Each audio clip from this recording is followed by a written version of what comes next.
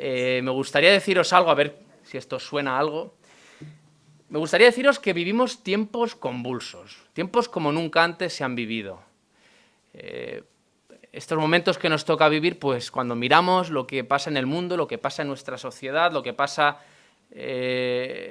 alrededor de nuestras familias, de nuestros trabajos, pues vemos maldad, vemos corrupción, vemos injusticias sociales. Estamos viendo en estos días en los telediarios muchísimos colectivos que se echan a las calles, ¿verdad?, para reclamar justicia social, porque hay injusticias sociales. Y vemos también, pues, una deriva moral muy importante, ¿verdad?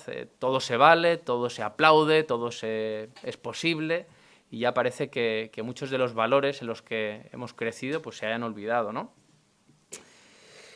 No sé si estáis de acuerdo con esta afirmación, con el hecho de que vivimos tiempos como nunca antes se han vivido. Y de hecho hay una canción que también, cuando mira al pasado, dice: cualquier tiempo pasado nos parece mejor. Parece que todo lo que vamos viviendo poco a poco sea lo peor, ¿no? Yo no sé si estoy 100% de acuerdo con esa afirmación que he hecho, os la hacía de entrada, pero fijaros que el sabio, el predicador en Eclesiastés 7, nos dice: mucho cuidado por cuando penséis en los tiempos pasados y en las causas por las cuales era mejor todo lo vivido, porque nunca de esto juzgaréis con sabiduría. Mucho cuidado con pensar que lo que nos está pasando hoy nunca antes se ha vivido, ¿no? Como podemos tener tendencia a decir o a pensar. Porque si abrimos el libro del profeta Miqueas, como os decía, hace ya casi 3000 años, pues lo que estamos viviendo hoy ya lo vivían. Decadencia social, corrupción, maldad, decadencia moral también. Vamos a verlo con algunos ejemplos en este libro del profeta Miqueas, capítulo 3, versículos 1 al 3. Ahí, por ejemplo, vemos cómo se pone de manifiesto la maldad de los gobernantes y de los poderosos de aquella época. Miqueas capítulo 3, versículos 1 al 3 dice: dije, oíd, es Miqueas quien está hablando, ¿no? O es el Señor Jehová quien habla por boca del profeta Miqueas, tanto a Judá como a Israel, tanto a los dos reinos que estaban divididos, a ambos reinos, y les dice: oíd ahora, príncipes de Jacob y jefes de la casa de Israel. ¿No concierne a vosotros saber lo que es justo? Vosotros, ojo, que aborrecéis lo bueno y amáis lo malo, que les quitáis su piel y su carne de sobre los huesos, que coméis asimismo la carne de mi pueblo y les desolláis su piel de sobre ellos, y les quebrantáis los huesos y los rompéis como para el caldero y como carnes en olla. ¿Qué descripción de los gobernantes, de los poderosos de la época? Lo que estaba haciendo el pueblo de Israel, eran los gobernantes del pueblo de Israel, pueblo supuestamente de Dios. Injusticia de los jueces. Vámonos al versículo 9 y 10 de este capítulo 3. Aquellos que debían impartir justicia, fijaros lo que hacían. Oíd ahora esto, jefes de la casa de Jacob y capitanes de la casa de Israel, que abomináis el juicio y pervertís todo el derecho, que edificáis a Sión con sangre y a Jerusalén con injusticia. Vaya panorama, ¿no? Y fijaros, no se queda ahí, porque la corrupción, toda esa maldad, llegaba también a los sacerdotes, a la clase religiosa, como pasa hoy en día, ¿no? Cuando vemos escándalos en nuestras iglesias, y a veces pensamos, la Iglesia Católica, no, a nuestras iglesias también. Fijaros lo que dice el versículo 5 al 7 y el versículo luego 11. Dice: así ha dicho Jehová acerca de los profetas que hacen errar a mi pueblo y claman paz cuando tienen algo que comer, y al que no les da de comer proclaman guerra contra él. Por tanto, de la profecía se os hará noche y oscuridad del adivinar, y sobre los profetas se pondrá el sol y el día se entenebrecerá sobre ellos, y serán avergonzados los profetas y se confundirán los adivinos, y ellos todos cerrarán sus labios porque no hay respuesta de Dios. En lo que se había convertido también la clase religiosa. Versículo 11, sus jefes, un buen resumen de toda esta situación, sus jefes juzgan por cohecho, y sus sacerdotes enseñan por precio, y sus profetas adivinan por dinero, y se apoyan en Jehová diciendo: ¿no está Jehová entre nosotros? No vendrá mal sobre nosotros. Podemos hacer lo que nos dé la gana, porque como Jehová es por nosotros, somos el pueblo de Dios, ¿no? No pasa nada, ¿no? Bueno, ¿qué piensa Dios de todo esto? ¿Qué piensa Dios de aquel pueblo suyo hace casi 3000 años que vivía en esa situación? ¿Y qué piensa Dios de la sociedad en la que vivimos nosotros hoy y de su iglesia cuando participamos de todas estas cosas? Bueno, pues yo creo que es bastante evidente para nosotros. Sabemos que Dios aborrece todo esto. O sea, no creo que que tengamos que hacer una enseñanza profunda en todo esto, porque es algo que es básico, ¿no? Está en las bases del cristianismo. Dios aborrece la corrupción, la maldad, la injusticia, la inmoralidad, eso lo sabemos, ¿no? Lo que no tengo tan claro es que sepamos hoy, la Iglesia de hoy, qué espera Dios de nosotros. Viviendo en un mundo como el que vivimos, viviendo en una sociedad como la que vivimos, ¿tenemos claro qué espera Dios de nosotros? Yo creo que no, y creo que ese es el mayor problema o el mayor reto o el mayor peligro de la Iglesia hoy, porque hay muchas formas de entender o de interpretar qué espera Dios de nosotros, ¿no? Algunos dicen, bueno, lo que Dios espera es que lo aborrezcamos también y que no entremos, que no participemos de todas esas cosas como Iglesia, ¿no? Y que veamos, como se suele decir, que miremos los toros desde la barrera. Eso es lo que Dios espera de nosotros. Bueno, no sé si es eso lo que Dios espera de nosotros. ¿Solo eso? Otros dirán, no, lo que Dios espera de nosotros es que tomemos la bandera, ¿no?, de la justicia y que ajusticiemos a todo aquel que va contra la palabra del Señor y que es un inmoral y que es un corrupto. Y bueno, ¿espera Dios eso de nosotros, de su Iglesia, de su pueblo? Otros piensan, otras iglesias, bueno, lo que espera el Señor de nosotros es que abracemos a todos, ¿no? Porque al final todos somos diferentes y vivimos en un contexto que nada se parece al contexto bíblico. Entonces es verdad que hay otras formas de ver la vida, de entenderla, de vivirla, y debemos abrazar a todos y, bueno, pues acogerles y buscarle un lugar también en el reino de Dios, ¿no?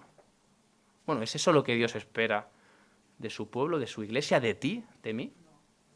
Bueno, pues vamos a verlo en este texto, en un texto que encontramos en este libro del profeta Miqueas, porque es un texto clarísimo y creo que responde muy bien a esta pregunta: ¿qué espera Dios de mí viviendo en una sociedad como la que vivimos? Y vamos a irnos al capítulo 6,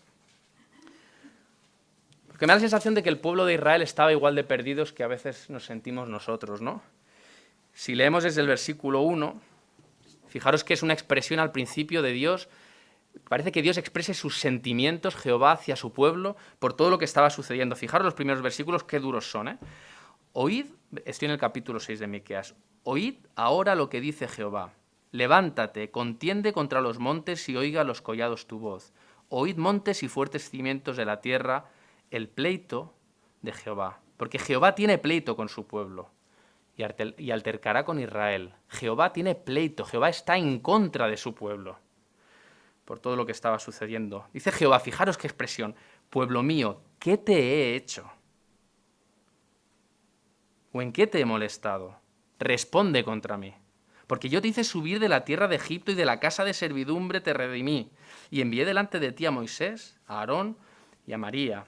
Pueblo mío, acuérdate ahora qué aconsejó Balac, rey de Moab, y qué le respondió Balaam, hijo de Beor, desde Sittim hasta Gilgal, para que conozcas las justicias de Jehová. Te has olvidado de todo lo que he hecho por ti. Y allí, en Israel, habría un remanente todavía, habría parte del pueblo que realmente quería seguir siendo fiel al Señor, que no participaba, que quería apartarse de todas estas cosas que se estaban viviendo, y estarían perdidos, ¿no?, como decíamos antes.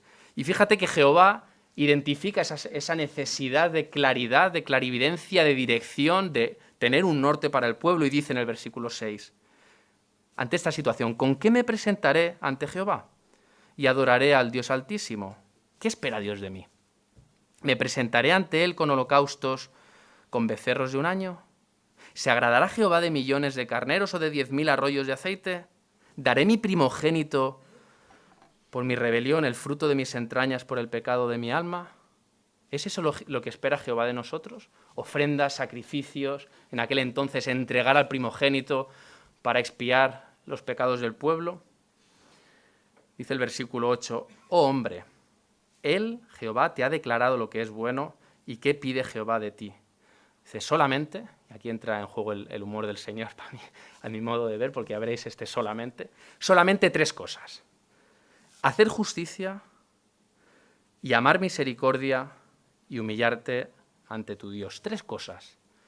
¿Qué pide Dios de ti? ¿Qué pide Dios de mí viviendo en una sociedad como la que vivimos, como la que hemos descrito? Solamente 3 cosas.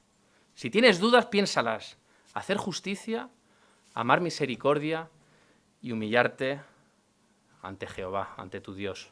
Hacer justicia. A mí esta me chocaba al principio cuando la leía, porque ostras, si ponemos un telediario en estos días o leemos las noticias, lo que solemos ver es una expresión que se utiliza mucho, ¿no? Pido que se haga justicia, pero quien sale pidiendo que se haga justicia es el pueblo, ¿verdad? Cuando pues alguien ha sufrido una injusticia o ahora, como decíamos, algunos colectivos, ¿verdad?, que se sienten pues que sus derechos están siendo pisoteados, salen a la calle a pedir justicia a aquellos que tienen la potestad de impartir justicia, ¿no? Y es algo muy habitual, incluso pasa en la esfera de la Iglesia, supongo que alguna vez lo habréis hecho o lo habréis escuchado, incluso gente, hermanos, que pedimos al Señor que haga justicia. Señor, haz justicia en una situación determinada, ¿no? Pero lo que tenemos aquí es algo muy diferente. Aquí nos encontramos al juez, aquel que imparte justicia, a Jehová, pidiéndonos a nosotros que hagamos justicia. Y eso no lo he visto nunca. No he visto nunca en la tele salir a un juez diciendo al pueblo, haced justicia. Porque eso se le presupone a ellos, ¿verdad? Quienes tienen la capacidad de juzgar deben hacer justicia. Nosotros debemos beneficiar de la justicia, ¿no? Pues Jehová le da la vuelta. Dice, no, vosotros haced justicia. Qué error. Muchas veces cansamos al Señor, no digo que esté mal pedirle al Señor que haga justicia, pero le cansamos como le cansaba el pueblo de Israel cuando le pedía al Señor y dudaba de la justicia de Dios. Podemos leerlo en Malaquías. Fijaros en Malaquías, capítulo 2. Malaquías, capítulo 2, versículo 17. Dice el profeta al pueblo, habéis hecho cansar a Jehová con vuestras palabras. Y decís, ¿en qué le hemos cansado? Pues en que decís, cualquiera que hace mal agrada a Jehová y en los tales se complace. O si no, ¿dónde está el Dios de justicia? Israel se preguntaba, ¿dónde está el Dios de justicia? Dudaba de la justicia de Dios y reclamaba esa justicia a Dios. Dices, bueno, ¿qué hay de malo en ello? Pues si vamos al capítulo 3 de Malaquías, versículo 5, lo malo es que el pueblo, fijaros lo que estaba haciendo, dice, y vendré a vosotros para juicio y seré pronto testigo ¿contra quién? Los hechiceros y adúlteros, contra los que juran mentira y los que defraudan en su salario al jornalero, a la viuda y al huérfano y a los que hacen injusticia al extranjero, no teniendo temor de mí, dice Jehová de los ejércitos. Así somos nosotros muchas veces, ¿verdad? Reclamamos a Dios que haga justicia, esperamos que Dios haga justicia, incluso se lo pedimos y luego nosotros hacemos lo que nos da la gana. Somos totalmente injustos, ¿no? No es necesario que le reclamemos a Dios que sea justo, porque es uno de sus atributos. Nos enseña la Biblia, ¿no?, en Deuteronomio 32:4, que Dios es justo. Él es justo. Somos nosotros quienes estamos llamados a practicar la justicia, a hacer la justicia. ¿Y qué significa hacer justicia? Porque nos puede surgir también la pregunta, ¿no? Pues hacer justicia es, primero, conocer lo que es justo, porque no podemos hacer la justicia si no sabemos lo que es justo, y para conocer lo que es justo tenemos una herramienta perfecta que es la palabra del Señor, conocer lo que es justo para Dios y luego practicarlo. Tampoco sirve de nada tener un conocimiento teórico muy bueno si no lo practicamos, ¿no? Si no hacemos lo que dice la palabra de Dios. Y esto no pensemos que es cosa del pasado, ¿no? Estamos en el libro del profeta Miqueas, Antiguo Testamento, todavía estábamos bajo el yugo de la ley, ¿no? Pero ahora estamos ya en otra dispensación diferente, bajo la gracia. La ley, pues eso ya no... No, si vamos al Nuevo Testamento, fijaros en el Sermón del Monte, un sermón muy conocido, ¿no? Que Jesús enseña, donde Jesús enseña los principios básicos a sus discípulos. En el capítulo 6 les habla de todo aquello que afana a las personas, ¿no? A los hombres y a las mujeres, de la comida, ¿no? El que comeré, que vestiré. Y Jesús termina diciendo, mira, si hay algo que os debe afanar, que os debe preocupar, que debe ocupar vuestro tiempo, son dos cosas. Buscar primeramente el reino de Dios y su justicia. Y su justicia. Jesús no vino a abolir la ley, como él también dijo, vino justamente a cumplirla, ¿no? Y no es cosa del pasado, no es cosa del Antiguo Testamento. Estamos llamados a hacer justicia también nosotros hoy. Lo segundo, amar misericordia. ¿Qué significa esto? Hemos hablado esta mañana de la misericordia, en la introducción, durante las canciones también, en algunas oraciones de algunos de los hermanos también habéis hablado y agradecido al Señor su misericordia. ¿Qué es la misericordia? Pues está bien irnos a la palabra, a la etimología de la palabra y cómo se forma para entenderlo, porque es muy claro. Misericordia está formado por dos vocablos latinos, miser por un lado, cordis por otro lado, al que se añade el sufijo ia. Miser nos habla de las miserias, de las desdichas. Cordis significa corazón. Y ia, siempre que veamos un sufijo ia, denota una virtud. Entonces, la misericordia es la virtud de llevar en nuestro corazón, de hacer propios las miserias ajenas. Se diferencia de la lástima en que, bueno, la lástima es la virtud de identificar las miserias ajenas y decir, ahí te las apañes tú, que suficiente tengo con las mías, me da mucha penita tu caso, hermano, que te vaya en grande y que lo soluciones tú, porque yo tengo mis miserias. No, la misericordia va un paso más allá. Identifica esas miserias en el hermano y las hace propias, las lleva en su corazón, carga con esa miseria y con esa desdicha. Hay una parábola que explica Jesús donde se define muy bien la misericordia, ¿no? La parábola de los dos deudores, donde un rey quiere hacer cuentas con sus siervos y llega un siervo que le debe un montón de dinero y el rey dice, hombre, me lo tienes que pagar, y el otro pues dice, no puedo, no, y cae derrumbado, y el rey dice que movido a misericordia, ve la miseria de aquel hombre y dice, pues mira, te perdono tu deuda, ¿no? Y vemos lo que no es la misericordia, porque aquel siervo a su vez se va a buscar a sus consiervos, quienes les debían mucha menos cantidad de dinero, y coge a uno por el cuello y le ahoga, le dice, dame lo que me debes, y el otro dice, pues lo mismo, no puedo, por favor, dame, y, pues, a la cárcel. ¿Verdad? Vemos lo que es la misericordia y vemos lo que no es la misericordia. Y vemos además que esto nos explica muy bien la historia del pueblo de Israel y nuestra propia historia, ¿no? El Señor, viendo la miseria de Israel, siendo esclavos en Egipto, actúa. Ve la miseria el Señor y la hace propia, y actúa y libera a su pueblo y lo saca del yugo de la esclavitud. ¿Y qué hace su pueblo? Como aquel siervo con su consiervo. Miqueas. Lo vemos bien descrito, ¿no? Una vez son libres, se establecen, conquistan la tierra prometida parcialmente, se establecen allí, crecen y oprimen a sus hermanos, les despellejan, como hemos leído. ¿Dónde está la misericordia? Y lo mismo ocurre con nosotros, no pensemos solo en Israel, ¿no? El Señor Jesús, movido en misericordia, viendo nuestra miseria, decidió hacerse hombre, venir a este mundo, y estando en forma de hombre semejante a nosotros, casi como nosotros, pero sin pecado él, decidió humillarse e ir a la cruz. ¿Y qué hacemos nosotros, habiendo recibido el regalo de la salvación? Pues muchas veces vemos a los que nos rodean que están perdidos. Hay una hermana, ¿no?, que oraba también por las personas perdidas, y nos da igual. Y nos da igual. Sí decimos, ostras, se van a perder, ¿no? Pero ¿hacemos algo? ¿Actuamos como actuó Jesús con nosotros? Amar misericordia. Lo que Dios nos pide es complicado, es muy complicado, pero Él mismo siempre va un paso más allá. Y en Miqueas, si volvemos a Miqueas, en Miqueas, y vamos al capítulo 7, encontramos para mí uno de mis versículos preferidos de la Biblia, que nos enseñan que Dios siempre da mucho más de lo que nos pide, y también en este ámbito, en cuanto a la misericordia. Miqueas capítulo 7, versículo 18 y 19, fijaros lo que dice. Ya para concluir prácticamente este libro, ¿no? Un libro sombrío, negro, de denuncia, de desgarro completo de Jehová. Y fijaros cómo termina Jehová hablando por boca del profeta. ¿Qué Dios como tú, que perdona la maldad y olvida el pecado del remanente de su heredad? No retuvo para siempre su enojo, porque se deleita en misericordia.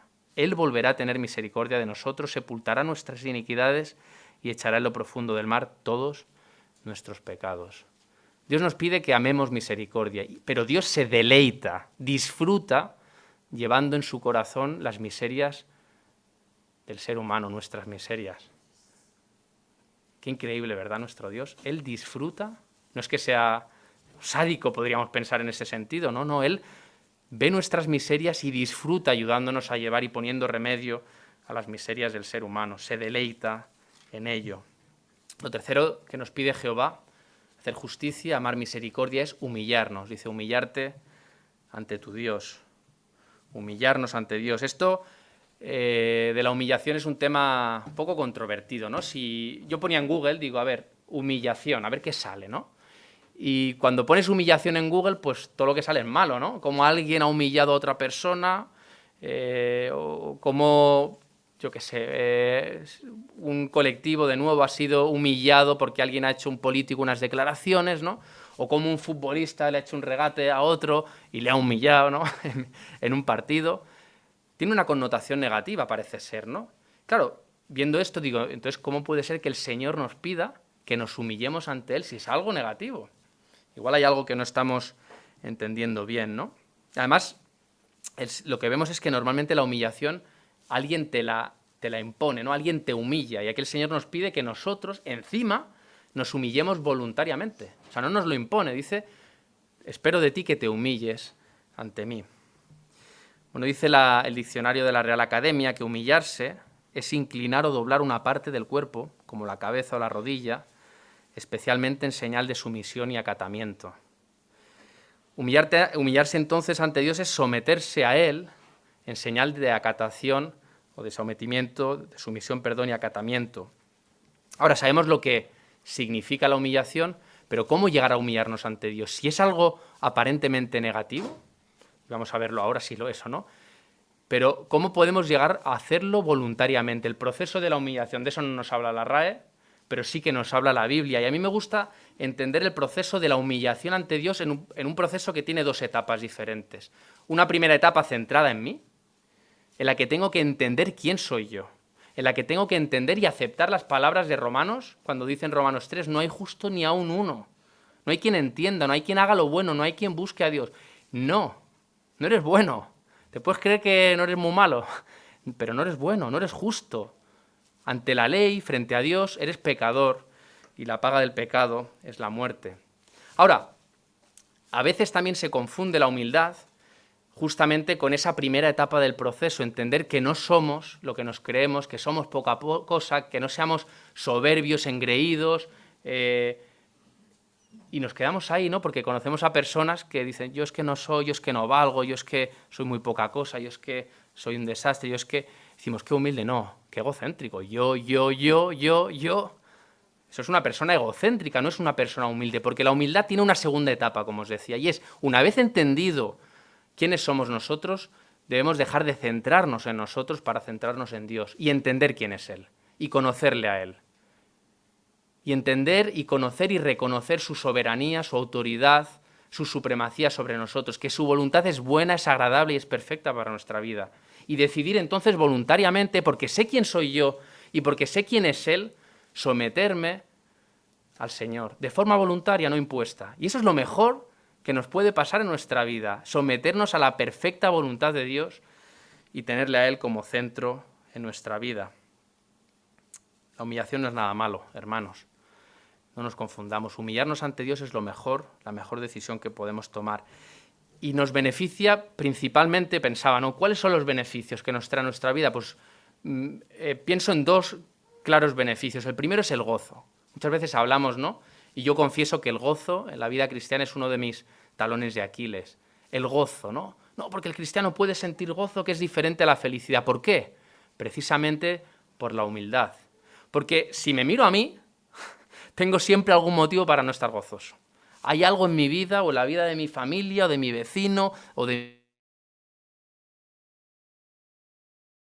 esposo. Pero si me centro en Dios, si veo lo que Dios está haciendo en los demás, en la vida de las personas que me rodean, en su pueblo, en su iglesia, lo que Dios ha hecho en la historia, ¿cómo no estar gozoso, no? Y eso lo vemos un ejemplo claro en la carta, en la epístola de Pablo a los Filipenses. ¿Dónde estaba Pablo cuando escribe esa epístola? En la cárcel. ¿Tenía motivos para estar contento, feliz? Ninguno. Sin embargo, dice, me gozo y me gozaré y me regocijo. Se le llama la epístola del gozo. ¿Por qué? Porque miraba lo que Dios estaba haciendo con su pueblo, con su iglesia, y Pablo tenía motivos para estar gozoso. Por eso podemos decir que la humildad es la clave del gozo. Y la humildad es también la clave de una buena relación con Dios. Y ahí pensaremos, o tenemos tendencia a pensar, bueno, realmente una buena relación con Dios se sustenta en dos pilares. En la oración, lo que yo le quiero decir, ¿no? Y en leer la palabra y meditar en ella, porque así veo lo que Él me quiere decir. Bueno, pues yo digo sí, pero, porque por debajo de eso, lo que sustenta tanto la oración como la meditación de la palabra es la humildad. Si no hay humildad, esa comunicación, por mucho que se crea que se está dando, está rota. Y no es que lo diga yo, es que lo vemos en la palabra, ¿no?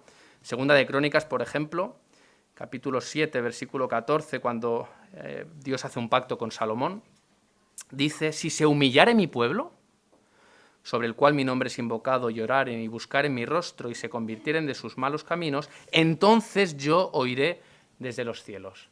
El problema no era que el pueblo no estuviese hablándole al Señor, no le estuviese clamando, el problema es que no se había humillado. Dice: si se humillare, entonces yo iré. No dice si clamaré más fuerte, si clamaré más veces al día, dice si se humillare mi pueblo.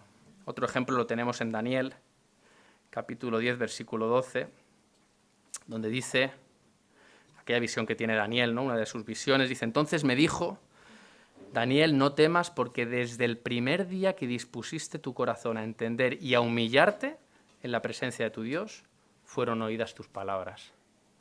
Desde el primer día en que te humillaste, fueron entonces oídas tus palabras. Y viceversa, hemos visto dos ejemplos de nosotros cuando nos dirigimos al Señor, la importancia de la humildad, pero también cuando recibimos su palabra. Fijaros el Salmo 119, de los versículos 67 y 71, cojo un poco un extracto de este texto y dice: antes que fuera yo humillado, dice el salmista, descarriado andaba, mas ahora guardo tu palabra. Bueno me es haber sido humillado para que aprenda tus estatutos. Sin humildad, sin humillarnos ante el Señor, podemos leer la palabra y nos puede entrar por un oído y salir por el otro. No retener nada, ¿verdad? Bueno, voy concluyendo. Espero que no nos abrume mucho, porque es un reto, yo creo, el hacer justicia, amar misericordia, humillarnos ante Dios. Pero creo que es bueno tener una clara dirección de parte del Señor cuando nos preguntamos: ¿dónde estoy yo en medio de esta sociedad? ¿Dónde me encuentro yo y para dónde tiro? ¿Qué espera Dios de mí? ¿Qué tengo que hacer yo? ¿Apartarme? ¿Ver los toros desde la barrera? ¿Entrar a machete, como a veces también nos pase aquí, descabezar a todo el que piensa diferente? ¿Abrazar todo? Bueno, hacer justicia, amar misericordia y humillarte ante Dios. Eso es lo que espera Dios de nosotros. Y tenemos un gran ejemplo. Al final tenemos a quién mirar, ¿no? Para poder asumir este reto. Tenemos a Jesús. A Jesús a veces pensamos que Él nació un día y antes de nacer pues no era nada, igual que nosotros no éramos nada antes de nacer, pero no es así. Jesús estaba en la gloria, en el trono desde el principio. De hecho, nos enseña la Biblia que todas las cosas por Él, por medio de Él, fueron creadas y por medio de Él subsisten. O sea, Jesús estaba desde el principio compartiendo lugar con el Señor.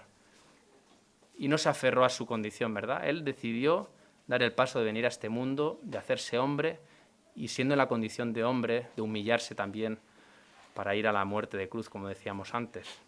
Tenemos un ejemplo en él de humildad, de sometimiento completo al Padre. Jesús decía: yo no digo nada que el Padre no me haya dicho. Todo lo que él hablaba, yo, ¿cómo puede ser? Todas las palabras que Jesús hablaba, decía: el Padre me las ha dicho, nada sale de mí, nada sale de mi boca. Un ejemplo de misericordia, ¿no? Jesús podía haber tomado en Mateo 4, después del bautismo, durante la tentación de Satanás, haber tomado otro camino. Satanás le proponía un reinado físico, ¿verdad?, militar, social, y podía haberlo aceptado. Sin embargo, Jesús ve nuestras miserias y decide voluntariamente, aquel día y a lo largo de su ministerio, actuar y obrar en misericordia en favor nuestro. Y un ejemplo de justicia, ¿no? Porque hemos dicho que Dios es justo. Y Dios no puede negarse a sí mismo. Y porque Dios es justo y, como dice Romanos, como hemos visto, no hay justo ni aun uno y la paga del pecado es la muerte, todos nosotros merecemos la muerte, todos, la muerte eterna. Y Jesús no puede negarse a sí mismo, por lo cual tiene que condenarnos a la muerte eterna, a no ser que haya otra solución. Y solo había una solución: para seguir haciendo justicia, para que Dios pudiese seguir haciendo justicia, y era que alguien sin mancha pudiese ocupar nuestro lugar, y ese era Jesús. Así que la muerte de Jesús en la cruz, a veces pensamos que fue una injusticia, no, fue justicia divina. Dios hizo justicia, humanamente hablando, injusticia, pero Dios hizo justicia aquel día en la cruz, porque o moría su Hijo en aquella cruz para salvarnos o moríamos todos eternamente. Y qué maravilla que el Señor hubiese optado por aquella solución para nosotros, ¿verdad? para poder disfrutar por una eternidad junto con Él. Así que espero que en esta mañana nos quedemos con esos retos, que nos animemos a cumplirlos y que miremos a Jesús cuando tengamos dudas y nos tiemblen las piernas y que pensemos que por la gracia, la misericordia, la justicia divina un día le veremos y que deseemos también verle pronto, que Él venga pronto. Vamos a orar.